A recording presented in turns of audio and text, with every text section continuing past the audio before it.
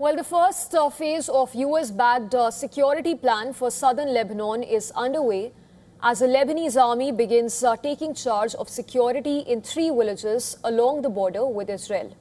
Now, this move is being closely watched, and this as it tests a framework which has been reached upon aimed at securing an Israeli military withdrawal from southern Lebanon.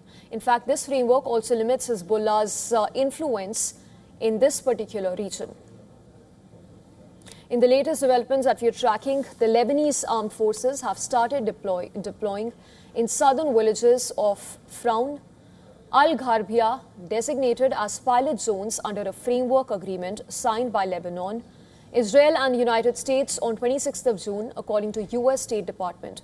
The deployment follows talks between Israeli and Lebanese officials in Rome last week and is being carried out under the supervision of the Military Coordination Group for Lebanon.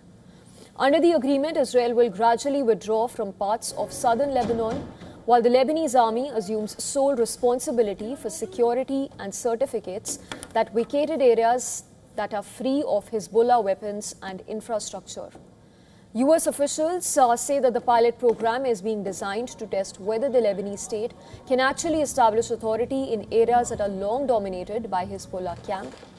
In fact, US has warned that any attempt by Hezbollah to interfere or rearm in 3 zones could potentially undermine reconstruction efforts and even prospects for lasting peace.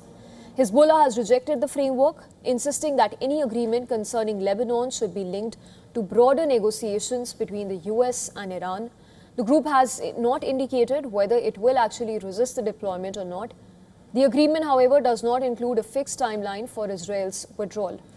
Israeli officials also maintained that troops will remain in a 10-kilometer deep security zone along the border until Hezbollah is fully disarmed. The Israeli military confirmed that it will adjust troop deployments in one of the pilot areas to facilitate the Lebanese army's mission while maintaining what it calls its right to self-defense. The Lebanese army says that troops are already operating in Fraun and Srifa, while deployment in Zaftar al-Gharbia will begin only once Israeli forces withdraw from this area. Despite the agreement, tensions still remain high. Israeli troops continue to occupy parts of southern Lebanon. Airstrikes and military operations are on, and even access to several border villages remains tightly restricted. The latest developments come ahead of Lebanese President Joseph Aoun's scheduled meet with Trump in Washington, where implementation of the framework is expected to be high on the agenda.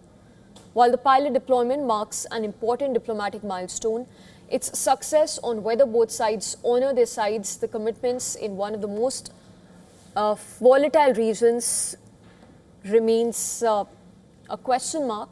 The coming days are expected to determine whether the agreement can pave the way for a broader and more durable de-escalation in southern Lebanon.